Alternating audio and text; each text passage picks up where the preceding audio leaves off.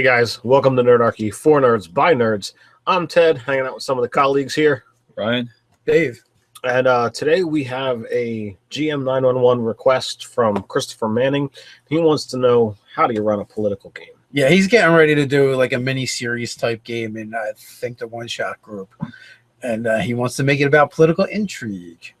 And, So first off, like, you should make sure that the characters are involved in this game are appropriate. Well, like it's going to be more rogues, wizards, and bards than like fighters swinging a sword. You know. Well, I feel like they work, but like a barbarian, not so much. You know, like they have to actually have a reason to be there, or that's going to be a whole level of complication. And also, you want them to be able to be involved in the intrigue. Right. Yeah. So you know, there's going to be, you know, the most important factor. Pardon me. The most important factor here is going to be layers. And layers? I want a layer. They're sweet. Yeah. Layers. Oh, like an onion? Yes, like an onion. And now I'm thinking about Shrek. There should be, for the maximum dynamics of the game, like there should be like the party, you know, one member of the party is layered from this side, one member of the party is layered from this side. So there's going to be, you know, some potential conflict. It doesn't have to be huge, but there should be some dynamics between them that could become an issue if it goes this way or if it goes this way. So from your hand motions, what I'm inferring here, and just correct me if I'm wrong, the characters should be sleeping together and sleeping on top of each other. No, layers. You're completely missing. It's totally off base there. You know, like, well, but then again, if you watch Game of Thrones, that's a huge part of political intrigue. It's right. Yeah. Well, you know, yes, I mean there is definitely that, but you know, it could be a part. I'm just saying. If that's not something that he's interested in doing, well, then you know that definitely, you know, you have to remove that angle from it. You know, but if at the core, he has to figure out like what is the center of the political intrigue. You need conflict. With Game of Thrones, it's all about who's going to sit in that chair. So the uncomfortable chair. You know, so in when you're planning a political game, what is it about? What's the pulse of it? Is it about, you know, control of a throne? Is it about control of a resource? Is it about who's going to marry the princess? You know, like all of these different things, you know, can come up. All right. Well, in the latter example, you've got a king and a queen who are, you know, on their deathbed. They've got a daughter who's of age, but you know, they don't have a male heir. So whoever's going to marry the princess is going to be the person. It's a game of suitors, basically. Essentially, yes. Well, go ahead. So you've got to have something that is that principal story, and then from, you know, built out from there, you need to have your outline of what story arcs need to interact with that.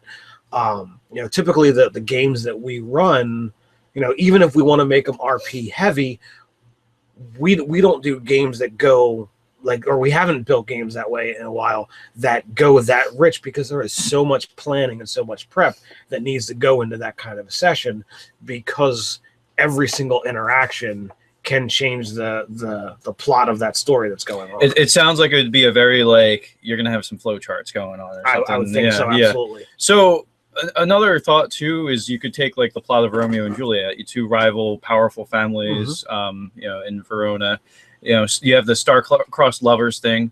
But so you could either make people within the game like part of one of the factions, or like the protagonist from that. And I'm sorry, all I can think of is Nomeo and what was the other and Juliet. Yeah. So they could be like members of one of the courts of them, or one of the characters could actually be like the Romeo character or whatever. And it was about, you know, like sometimes blatantly fighting in the street, and sometimes like little just like social interaction that was happening between them. There's a ton of references that you can use. Also, the Hatfields and McCoys, like any kind of long-standing tension like that, really it is great for political intrigue. You know, you have different factions that are vying for control of something is usually what it's going to be about. Whether it is the throne, or maybe it's the hearts, souls, and minds of the populace they're after. But you can also do where it doesn't have to be. It doesn't have to be it doesn't have to be, you know, about the state. It could be more about religion.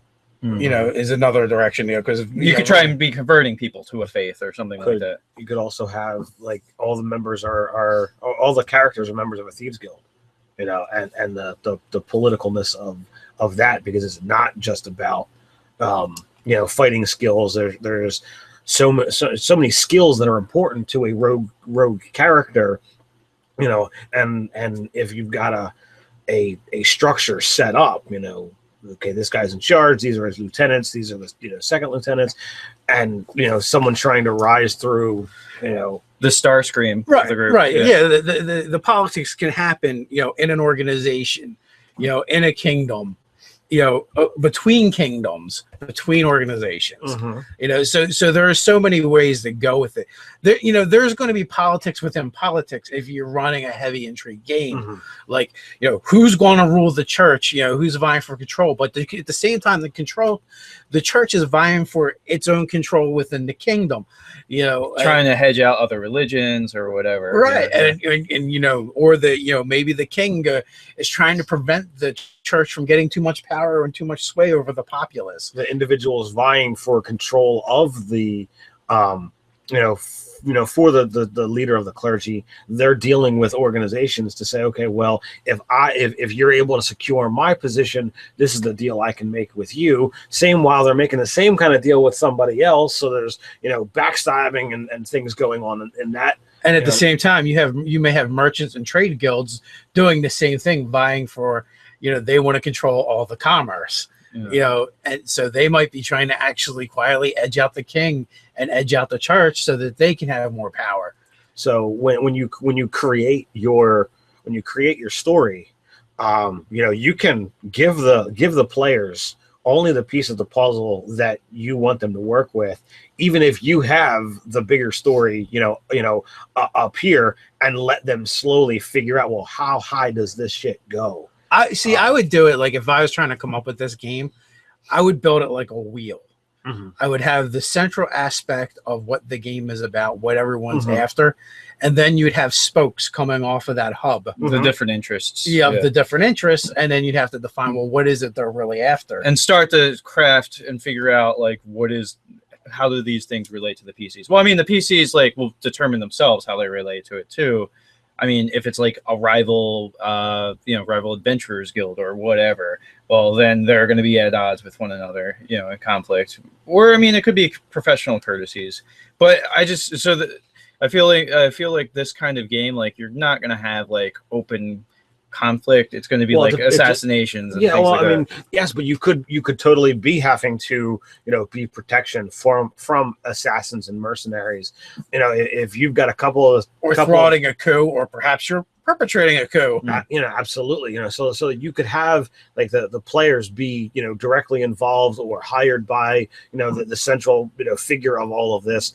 And as people are trying to kill them, steal from them, the players have to thwart, you know, these things, you know, abductions, theft, and murder. You know, so let's boil it down to his specific question, though. Okay, first of all, how do you build this game? You create the central aspect, and then from that, you have to build the factions and people. The players, right? Not the PCs, but the other players in the greater political intrigue. What is their what is their role? What is their involvement? Yeah, what do they want from this main thing?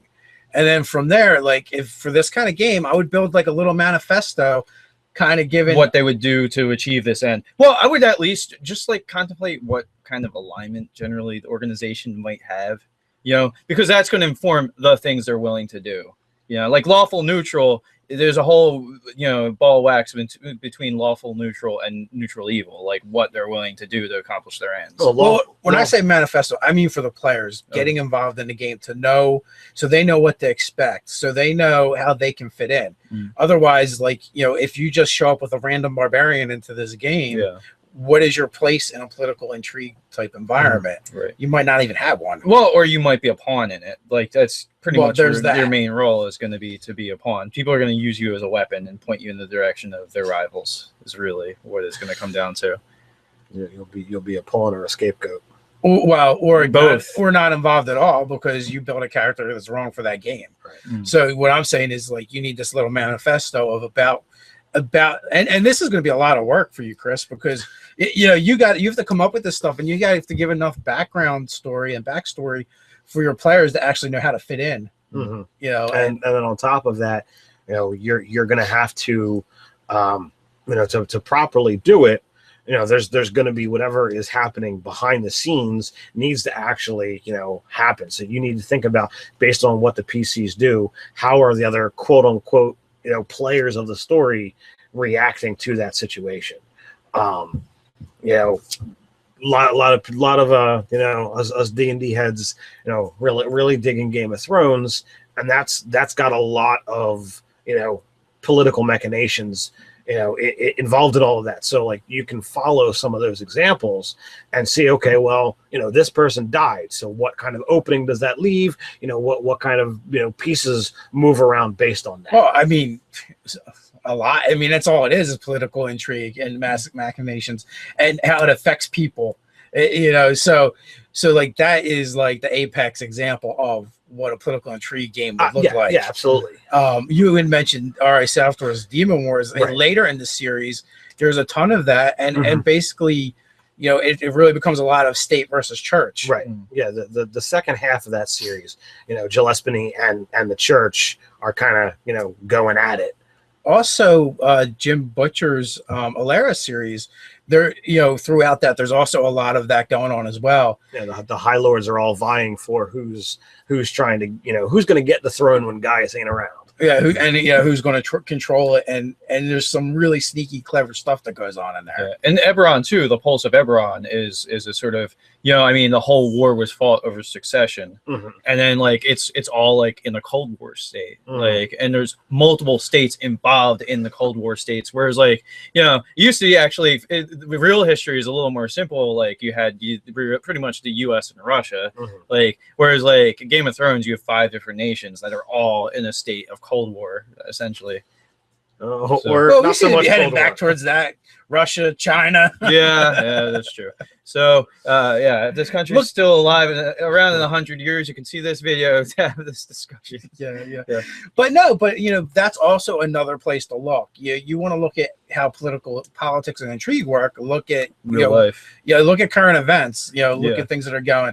U.S. relations with Cuba in the past, and and now recent changes in present. I mean, so I think a part of this is. This isn't going to be a game like this miniseries game he's talking about running through one shot. It's not going to be a game where everybody just shows up with whatever random ass characters. You really need to know what they're running so you kind of know where they are going to fit in to the world or the game you're going to run. Yeah, well, that's what I mean. Yeah. That's why I feel like you need some kind of manifesto saying. If you could at least just say like, hey, this is like, think of it like a court game. Your character's at court or something like that. Like whatever the setting is going to be, like have a few sentences and like, hey, everybody please generate characters like this. And then once you have them, then you can like, all right, well, I got this kind of archetypal character and this and that. Yeah, if you're going to show up with a wilderness type character, well, you're going to have to explain why he'd be hanging around in the city all the time. Because I mean, not that it's all the game has to take place there, but I would think a good part of it would. Right. That's kind of like the hub of what's going on. That's where the people politicking are going to be. Yeah, the only way I could see that is like you're like the prize like horse groomsman of so you train the animals, tend the animals, because like you might like the ladies of the court might say things around you that they say offhandedly, and like, oh, you just have this like you become a spy. Basically. Yeah. They notice you about as much as they notice the horse. Right. yeah. They just regard you as the guy that's going to see to the horse and like saddle it up and stuff. So I mean, there's even ways you could make stuff like that work as long as you actually quote unquote do your homework and make yourself fit into it. A barbarian could be brought in as some kind of bodyguard for somebody or something like that. But like again, it just comes back to like or a general. Well, I mean, a barbarian actually is not a dummy. Well, I guess so, but then again, like even that would be kind of weird in the politics of things. I mean, it could be a thing. Well, but you could also because you're mountain. What's that? You could be like the mountain character. Gregor Clegane. Like from Game of Thrones, but like he's not a central character you know, to the story. But if you wanted to, you know, shove a barbarian into it, you know, that's the kind of role that you're going to wind up seeing. Because you could make barbarian not really be necessarily a cultural thing. Like, you could still do the cultural heritage, but you could also say it's like you're just a crazy ass fighter. Like, you put more emphasis in being brutal than like finesse and trained, and like that's the barbarian. So well, I mean, that could work as well. Yeah, depending on how you dress it up. But either way, even those characters still need to come up with a reason. So, like, that's not very. You wouldn't be a knight, you know, like that. You couldn't build that into a knight type character. All right, so you've got your central theme, your central players, the characters manifesto, so that they know, you know, what type of characters they really should be building, or what they're limited to. You know, what else does Chris need to have to make this happen? Imagination. Yeah, I pretty much feel like, and you know, that kind of covers the bases per se. 5th edition makes it a lot easier though than any of the previous editions, because you can choose backgrounds that you can stick with any class, any race combination to build a character that will be functional and make sense in that environment. Yeah, well, I agree. Okay, another point of reference: Three Musketeers. You know, like there's like some actual combat that happens throughout the course of the book, and but it's also got its little intrigues going on as well. So that would be another place to draw upon. Yeah, because sometimes you do want to like mix it up and have a sword fight, and you know, not just everything be cloak and dagger and like assassination or whatever. Well, that stuff's going to happen too. Look at Game of Thrones. There's plenty of sword fights in there. And you know, and it's not lacking for any political intrigue for it. That's for sure. It just changes the dynamic how things happen. It's like you're not going to be wandering through a dungeon. You're not going to murder hobo it up most of the time. Like that'd be kind of a. Well, I feel like you can. It's just the dungeon has changed. Now the dungeon is the city. You know, now the dungeon, you know, is the courts. The Slaughter everyone. Well, maybe sometimes that happens. Like Lancelot from Monty Python, where he runs into the wedding and starts killing everybody's. Yeah. All right. So if we are you saying George R.R. Martin ripped off Lancelot and Monty Python? Yeah, maybe. So we covered this one. I think so. So if you guys have any suggestions for Chris out there, please put them in the comments below. If there's anything you think we missed, you know, that's where you can go. While you're doing that, feel free to click like, share, even subscribe. You can get up to some espionage with us on Twitter. We're at Nerdarchy there. And there's always nerdarchy.com. Come hang out with us. So until next time, stay nerdy.